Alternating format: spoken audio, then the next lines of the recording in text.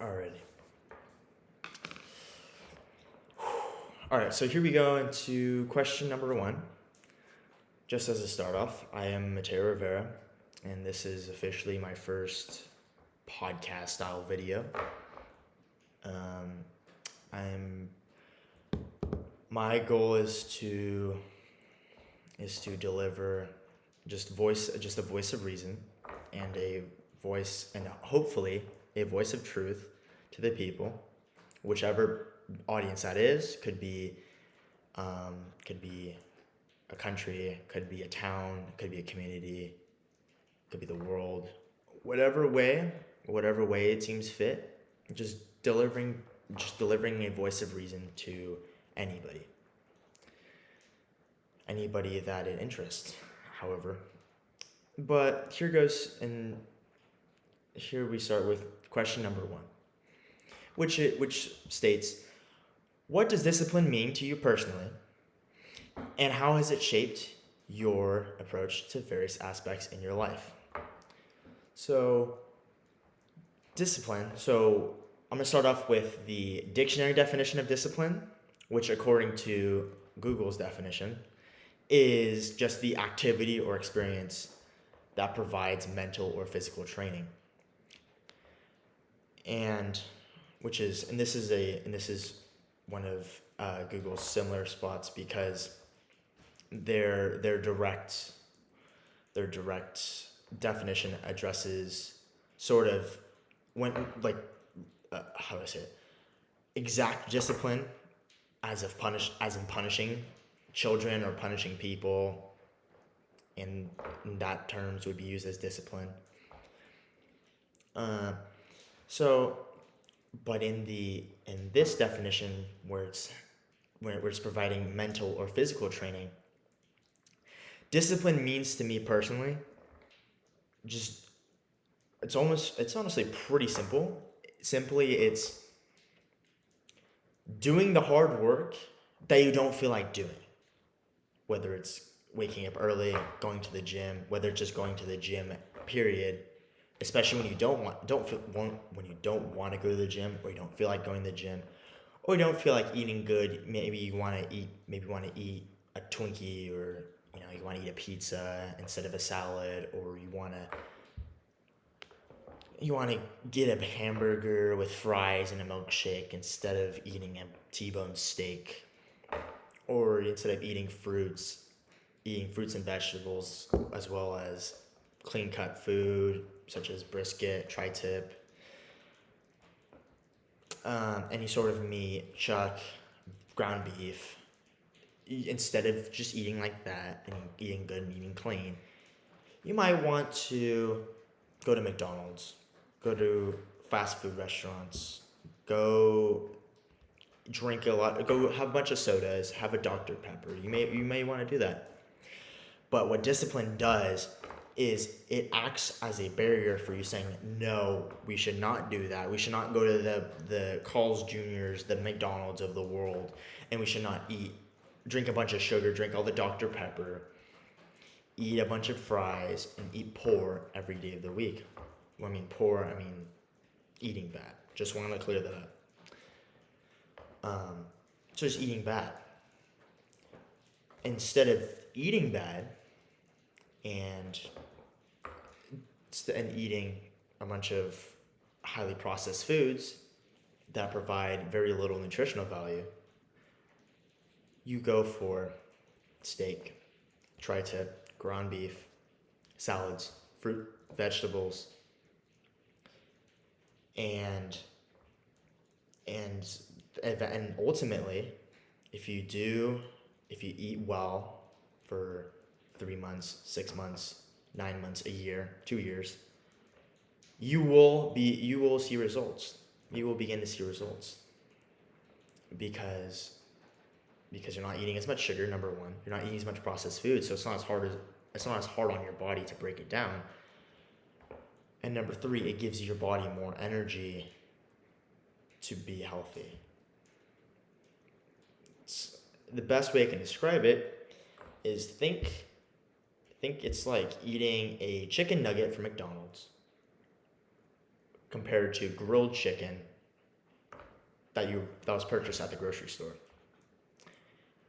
It's the same thing. It's both chicken, but the chicken McNugget at McDonald's is gonna be way harder on your body than the grilled chicken from the grocery store, because the grilled chicken from the grocery store was actually it's not processed food. It's directly made. I mean, the chicken it's from a local farm. It's you're not using oil when you're cooking the food compared to the breaded chicken. There's not high fructose corn syrup. There's not all these other processed things. It's not made in a factory. And so all these things that make the chicken McNugget unhealthy is not present in the making of the chicken or the chicken breast, whether it's dark meat, white meat, chicken that is from the grocery store. So what I can say about this is how it shaped my life as well as my approach to it. It's basically said, just like how you should eat, or not should, just like how it's way healthier to eat grilled chicken instead of chicken McNuggets, despite whether you want to eat it or not, because not everyone wants to eat grilled chicken. Everyone might want to eat the chicken McNugget. Everyone might want to eat, the Carl's Jr. hamburgers or the milkshakes. People might want to have a milkshake instead of ice cold water, or a Dr. Pepper instead of some iced tea that's unsweetened. But prompting yourself to drink the iced tea, the unsweetened iced tea, the water, and eat healthy is what will ultimately benefit your life in the long run. Because it's the argument of instant gratification compared to delayed gratification. It's the instant gratification of drinking an ice cold Coke. It's the instant gratification of eating that hamburger or drinking that milkshake or sitting at home and watching a movie series, or not movie series, watching a TV series or your favorite movie, whatever movie you like, does not matter. Or going on your computer and watching short videos, whether it's on TikTok or whether it's on Instagram or whether it's on Snapchat, or even if it's YouTube Shorts. Just allowing yourself to not fall into that trap is what will benefit your life in going towards the skill-based content, the ability to go on in nature, the ability to create interpersonal relationships, and to create actual genuine and authentic human interactions. Because that's one thing that I can confidently say from Gen Z it's absolutely absent is genuine and human connections. Because after all the time we spent on all the social media platforms, again, TikTok, Instagram, YouTube, Snapchat, Facebook. Facebook's older, but it's still Gen Z. It's not only has it shortened our attention spans to literally 7 seconds, because the average TikTok video is 7 seconds, but it's also diluted the human connections and the human interactions that young teenagers or young men and young women see on a day-to-day basis, because they're spending all their time staring at a screen. Whether it's their phones, whether it's a computer, whether it's a TV, they're always on their screens. And I'll admit, I'm guilty of this too. I used to be very guilty of this, and that's exactly why I'm showing you my knowledge, is because I don't want anyone that watches this to fall into the same trap that I did. There was a point in time that during COVID, I was spending 13, 14 hours on my phone, and that's just my phone. That's in looking back on it, I was like, how did I do that? How could I spend that much time just doing nothing, learning nothing, just mindlessly scrolling through social media on a screen, learning nothing, and just literally wasting my time? How could I do that? And then I realized, well, I realize now, of course, I didn't know it back then, but I realized there's a point where you have to cut out unhealthy habits, whether it's eating cleaner, which would mean eating more healthy, eating healthier, not eating fast food all the time, eating maybe fast food once every 2 weeks or once a week, maybe having a cheat day, but don't make it a cheat lifestyle, if that makes sense. You can eat a hamburger still. You can still have a milkshake. Just don't have a milkshake every single day, or having a Dr. Pepper every single day, or have some sort of soda, no matter what the soda is, just not having it every single day. And same thing with fast food. I never said it was gonna be easy. None of these things are easy. But at the end of the day, when it's not, the whole point of things being meaningful and things being worth it is because it takes time and it takes effort, as well as energy and resources, to obtain the hard thing. That's what makes it worth it. It's it's like saying, it's like asking somebody, hey Jimmy, it's gonna take you it's gonna take you 100 hours. It's gonna take you 100 hours, and then you're gonna have to spend time. It's gonna take you 100 hours, and you're not gonna know whether it's gonna work. Um, you're not gonna know whether it's going to succeed. You're not gonna know whether you're gonna be happy or not at the end of it, and you don't know whether you're gonna learn anything. But at the end of it, you will succeed and you will get $100,000. Or, actually, no. Let me phrase that. But you will be happy on the end of it. And then you ask Jimmy 2.0, which is the other Jimmy, which in this example, they're just twins. So we have other Jimmy, and then we're saying, you have to spend no time, no effort, no resources, and you're happy.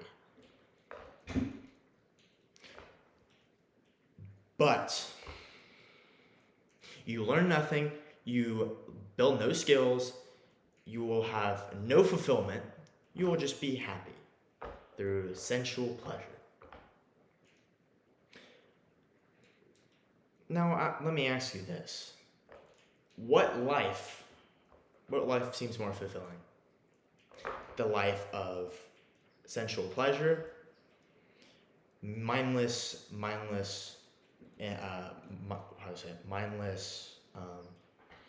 don't even know, mindless scrolling, mindless entertainment, be like, oh my god, so-and-so did this crazy flip and everybody's going crazy. It's like, nobody cares.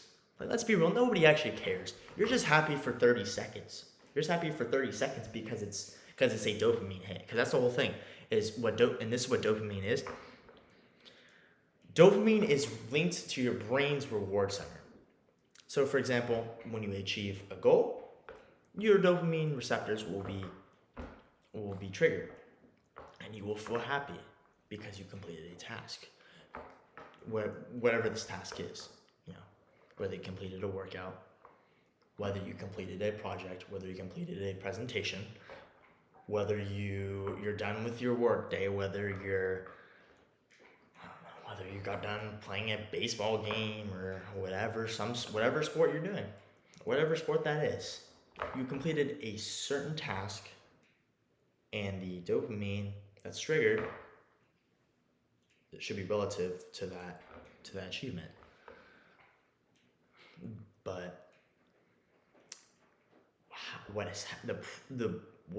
is the pitfall of it now is that people have been able to trigger, or well, I mean people, I mean companies, especially social media, because they just found ideas of, or they've just well that's here's just what how they've done it is they've been able to find ways to hijack your dopamine receptors for maximum pleasure every single, or not every single day of the week, but as frequent as possible. Because at the end of the day, the job of social media companies is to keep you on their website as long as they need, as long as humanly possible.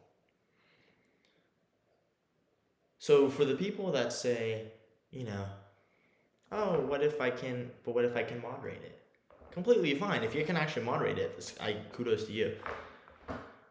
However, that's not what they're trying to do. So basically, you'd be fighting against those kind of people for your own time when they have more time invested than you do. They actually have more time invested than you do. They actually have money invested in keeping you on their product, or not product, on their website or their platform for as long as humanly possible, through strategies, through testing out different algorithms, and all this stuff, and all the further pitfalls of that.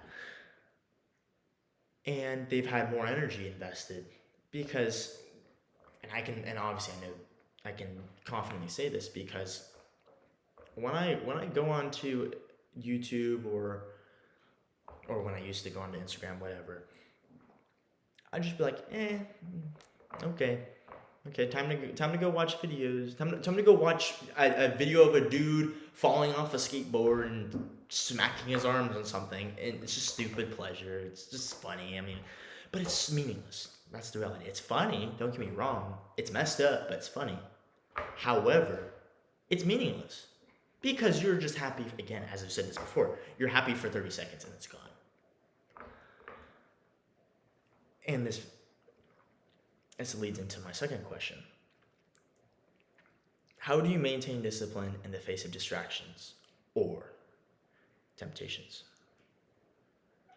The way I maintain discipline in the face of distractions or temptations is I ask myself, is this meaningful? Is this a meaningful interaction? Is it going to help you in the future?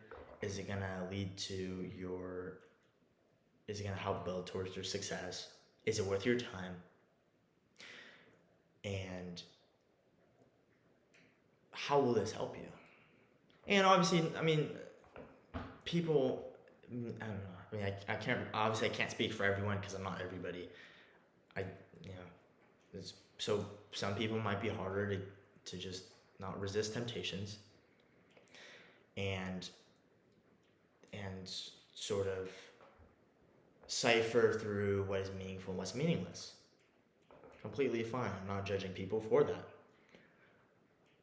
Because I understood before how hard it was to get off of social media. It's very hard. Because the social media companies, again, make it very easy for people to get addicted to all of these videos and all this content. Because there's all content everywhere. There's content all over the place. And everything looks so happy, and everything looks so entertaining. Everybody looks so happy, you just want to join them. But it's all fake. It's all fake. The people that are acting happy, Elon Musk has said this. The people that are on here posting videos of them happy on social media, they're not that happy. The reason why? It's because they want to seem happy because then other people feel jealous for them. Which might not be, and here's a further, more stronger reason for it, is because obviously people aren't doing this for malicious intent. They're not like, oh, I want to make this person angry at me, so I'm happy because I'm happy that they're mad at me. It's like, no, that's not really the case. What it really is because They want their lives to seem like it's perfect. Because then the theory goes, if your life is perfect, you have nothing to be mad about. You have nothing to be sad about. Because then if you have a perfect life, theoretically you're always happy. Because obviously the perfect life is associated with an abundance of happiness.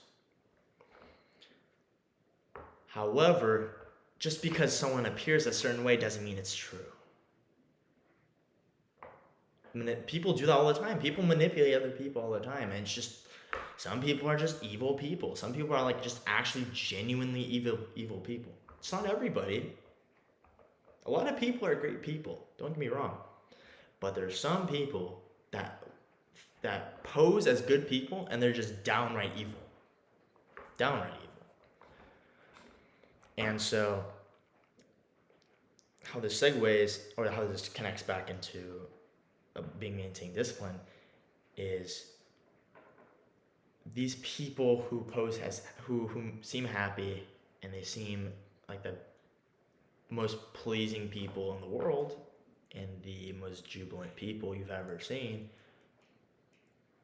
that it makes you want to go onto the website or that platform, because then they think that, because maybe they'll think that if so and so is happy by this or by this platform or by this method, then maybe I can be happy too.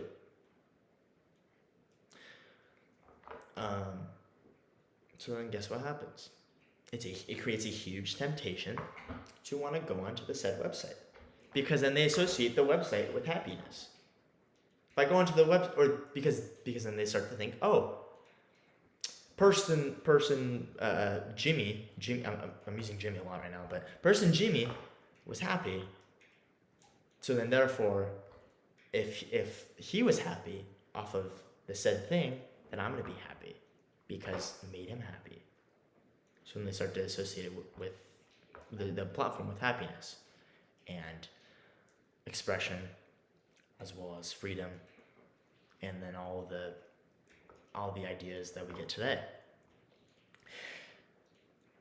But sometimes and this is what I do, is I look really hard at what the actual use of the platform does to me, what it actually does to me. Not how I feel, but what it actually does to my productivity, how it affects my life. Does it negatively affect my life? Does it make me more productive? Does it make me more, what was I going to say? What's the word? Does it make me more studious? Does it make me more efficient? Does it make me smarter? Or does it make me more skilled? Or does it make me unproductive? Does it waste my time? Does it make me dumber? Does it make me less efficient? If it makes you any of the latter five, which is you're less efficient, you feel like you're getting dumber, you're wasting your time, you're not as studious, and you're just and then you're eventually less productive, and put a slash there, you're less productive / you're being and then that would just be a negative impact on your life. So again, if you're the latter five, then you start to think, it's not worth it for my life. It's not. Because if it's not helping your life, you shouldn't keep it in your life. That goes with anything. That goes with people, that goes with events, that goes with activities, it goes with routines, habits, anything that is negative to your life. You should work towards removing it from your life. Whatever way you do it, completely fine. But remove the negative habit from your life. Because then if you remove a lot of negativity from your life, then what do you have to hate? What do you have to be mad about? If 90% of your life is happy, and here's what I mean by happy. If 90% of your life is productive and you're helping people and you're improving your life and you're improving other people's lives, what do you have to be frustrated about? What do you have to be angry about? What do you have to be sad about? What do you have to be depressed about? I mean, and obviously depression exists, but here's my objection to it is that depression is really just a reflection of how you feel. All right? What I mean by that is if you can feel depressed, completely fine. But it's not this cancer-like disease or in other words, a terminal illness, where it's gonna stay with where it's gonna hinder your life forever. It's gonna hinder your progress. It's gonna hinder your spirits. It's going to trample upon your confidence for the rest of your life. That's just not realistic. Well, no, it's not. Let me phrase that. It's not that it's realistic. It's extremely, extremely destructive to see any mental condition as hindering, as restricting, as terminal, or as extremely destructive. For example, we don't even look at schizophrenia as destructive or hindering or insidious.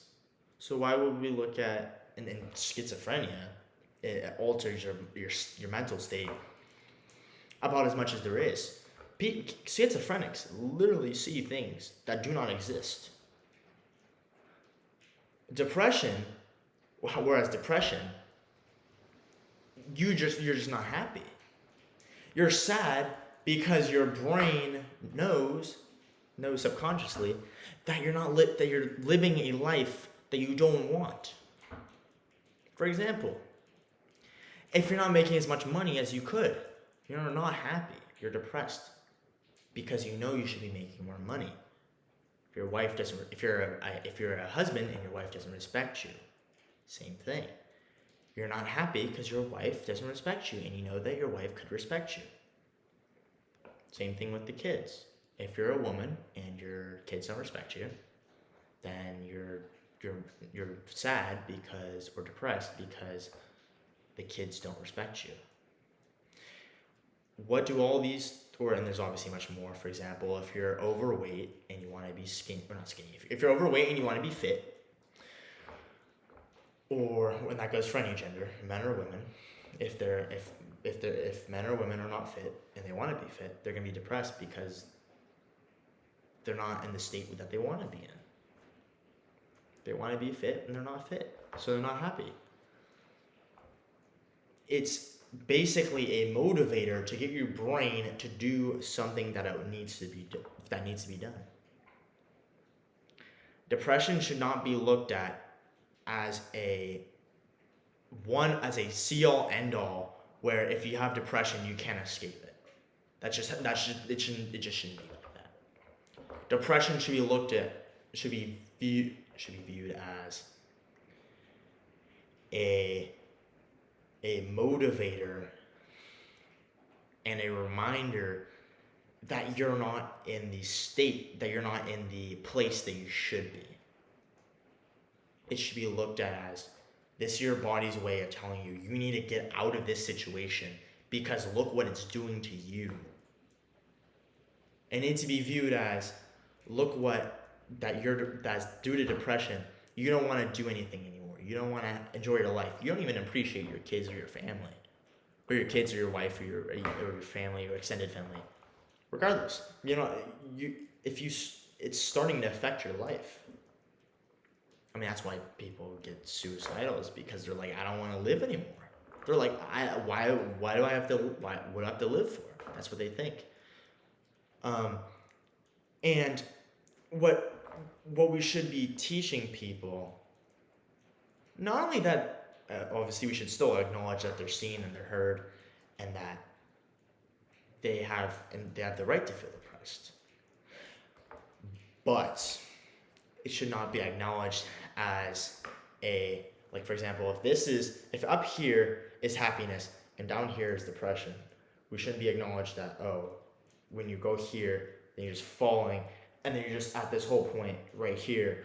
You're at this little low-lying depression level for the rest of your life, and then not acting like it's just gonna be like this, a straight line for the rest of your life, which is in the depression zone. What again?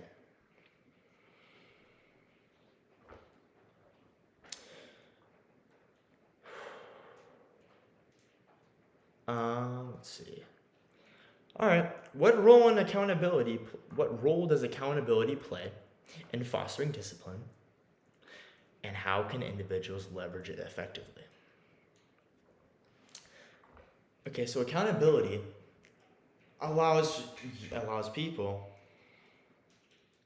to acknowledge that when someone's not doing something they shouldn't be doing. For example, if you're supposed to go to the gym and you're not going to the gym, and this is where friends are extremely crucial, is that accountability keeps you honest and make sure you do the hard work even when you don't feel like it.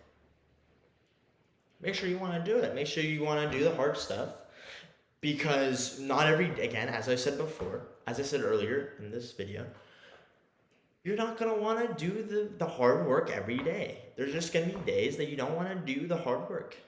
You may be tired. You may be, stressed out. You may be hurt, injured, sore, whatever it is. But you're having friends, and it's not only friends, but having friends that want to see you succeed as bad as you want to see yourself succeed. That is the bottom line that takes to foster accountability, which this accountability then fosters discipline, because without accountability, discipline doesn't exist. Because if you're not held accountable for your actions, you're just going to keep doing the negative. You're just going to keep doing the negative activities. You're going to keep doing the negative habits. You're going to keep keep participating in bad habits, instead of building yourself and building your brand and being a better person, acknowledging that. I heard this from a very smart businessman, very smart.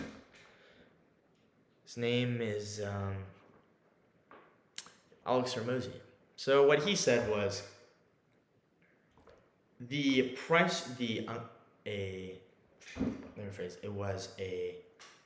was uncertainty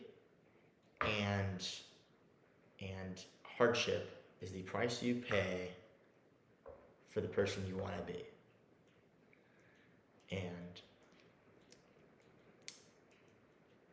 And wait. No, I know it's different. I'll remember it in a little bit, but give me a second. Yeah. But the point is what his quote was is that if you want to become, if the person you want to become is not going to exist without sacrificing anything, you're not going to be sure whether it's going to work. You're not going to be sure whether you can even do it. Completely fine. That's human. But that's why it must be done, and that's why it needs to happen. The work needs to be put in to ensure the result and the result, which is the person you want to be, comes to fruition. That's the whole point.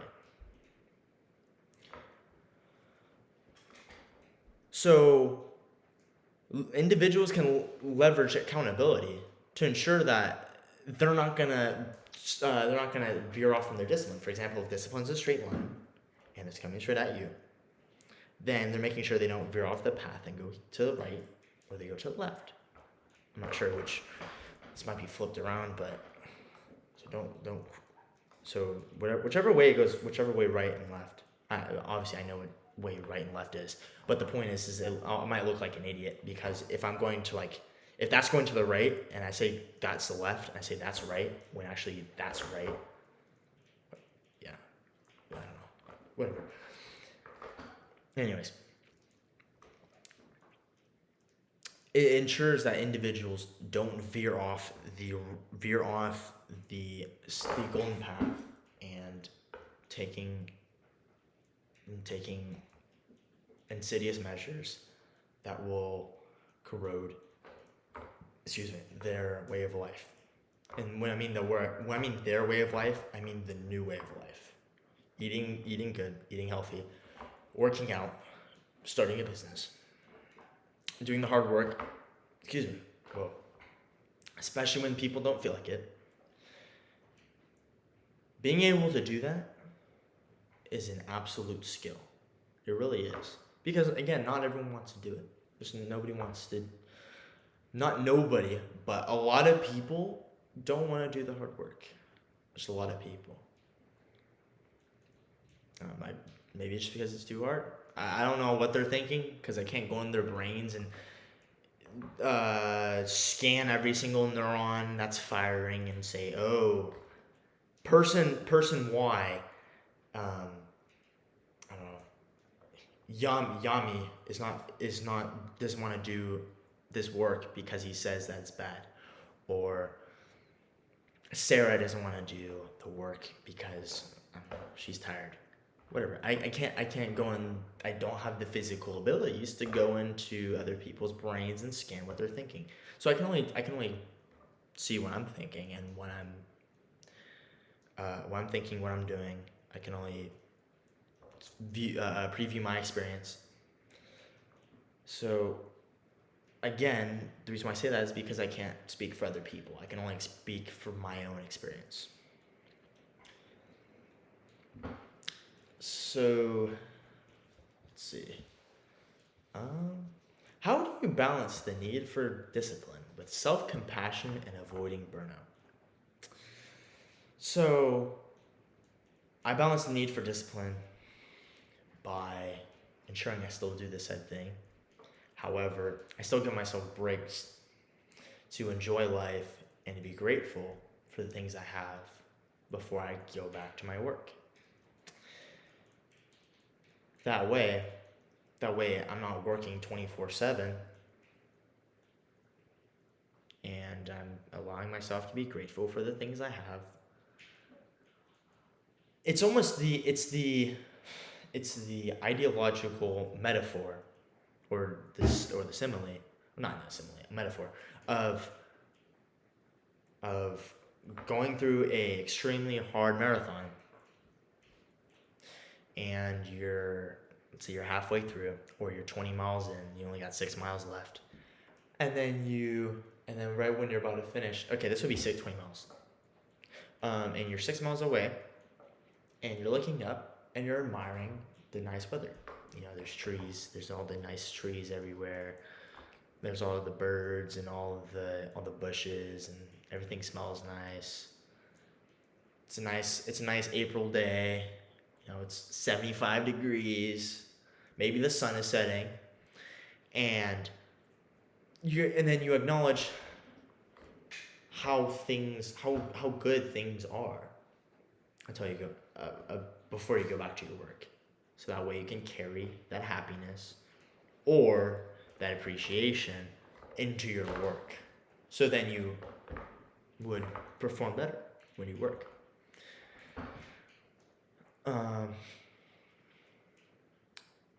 Because if you don't necessarily take a break from your work, then that's, again, you burn out, and then you don't want to do anymore. Because you start to associate the thing with, oh, it's a struggle, it's a grind, I don't want to do it. And while I just said sometimes you have to push through discipline, or sometimes you have to push through and do things you don't want to do in the name of discipline. If you want to make it easier, you take a break from your work, and this would be 1 or 2 days a week. So you have about 5 or 6 days a week to dedicate towards your work. That's meaningful, and that gives you a purpose as a person. Not a gendered argument, just man or woman, just what it gives you purpose as a person. And being able to relax on the days that you don't have your work, or you don't want to, or you don't feel like participating in your work, even if you love it, you might still get burnt out from time to time. So you basically balance it by just taking 2 days off. I mean, because that way you can still be productive. You can still manage your time. You can still do things you love. You still have time. You still spend a lot of time with your family. But you can still get a lot of stuff done. Still build a lot of skills. Still develop a lot of quality, or still develop a lot of skills. Still build a lot of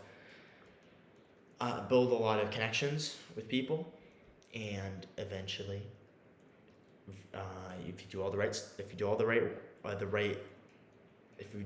things, which would just be all the productive methods, and you put in the right time, you put in a lot of time, but at the same time you put in the right time and just to back up 1 second, the right time, in my opinion, would be classified as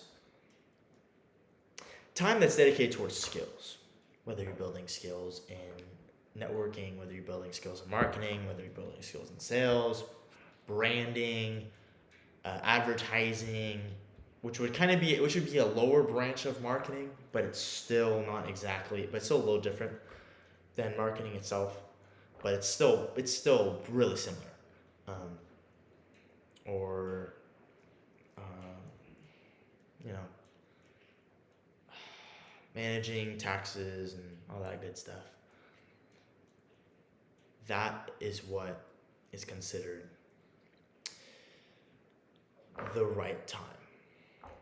So having the right time, having the effort and the energy and the resources, and putting it into the right thing, which in other words, just the right vehicle for success,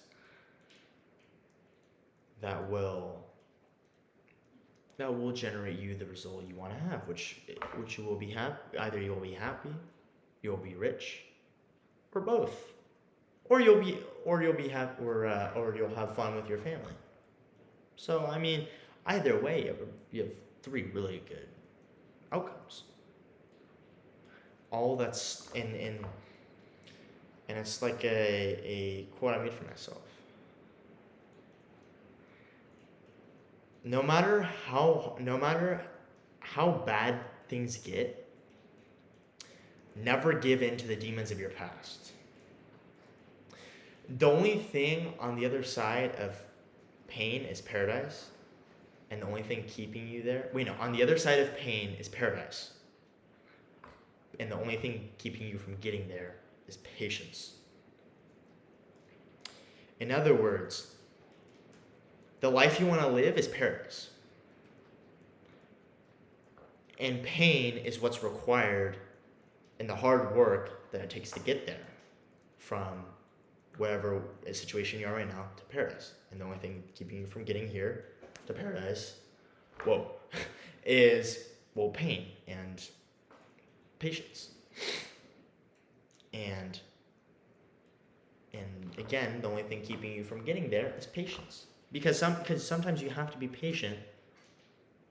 Sometimes mean a lot of, or very, very frequently, you'll need to develop patience if you want to withstand failure, if you want to withstand disappointment, if you want to withstand fear, if you want to withstand anguish, loss, if you want to withstand all those things. Patience is what you will need, which is why some people say patience is a virtue, because you really need it, no matter what that patience is coming from. You really need it. So, yeah. But discipline has definitely helped me a lot in my life, and I'm very young. I'm not even 20 yet, so I still have a lot more to learn. Don't get me wrong, and so I'm not going to be sententious, or I'll try my best not to be sententious. because people have different experiences, people have different livelihoods, people think different, people act different, people have people have different experiences that are completely different to mine, and I won't discount that at all. And but the best thing I can do at this point in my life is speak from experience, which, I mean, don't get me wrong, again, I'm pretty young, so I still have a lot to learn. And I'm sure my views on life 5 years from now will be completely different than my views right now, which is completely fine. People change over time. People think different. People act different. I mean, it just is what it is. Life changes. Life happens. Such is life. I mean, there's not much you can do about it. I mean, you can't. And here's my closing. My closing. I guess you can say quote, but the only thing you can control is yourself. You can't control what other people do. You can't control what they think, how they say, or what they think, how they act, what they say, how they live their life, or politics / geopolitics. You can't control that. Unless you're the president of the United States, which I am not. Obviously. Nobody else is unless you're Joe Biden, but nobody is president of the United States. So the only thing you can control is how you act, what you say, how you think, what you do, and how you live your life. That's really all you can control. Everything else that is not associated with yourself, which is again what I just said, how you think, what you say, what you do, how you live your life, don't worry about it. It'll really save you a lot, because then you can be more at peace with the world, because you're not worrying about all the stuff that's going on in the world with all the wars and all the turmoil and all the people spouting World War III is gonna happen and all this stuff. It's like, even if it does, which is still, and I'll just keep that in mind, which is still not very likely. Still not likely. Even if it does, what am I gonna do about it? I can't control it. I can't play God and snap my fingers and say, you are not fighting, your war is over, you done. World War III is not gonna happen. It's like, I can't do that. I can't go around and say, World War III is done, or it's never gonna happen. It's like, I can't do that. So there's no point in worrying about things you can't control, because you're gonna be worrying forever if you do that. So you're better off just living life in your own way. Make the most meaning out of life and enjoy life as best as you can. That's what I have to say.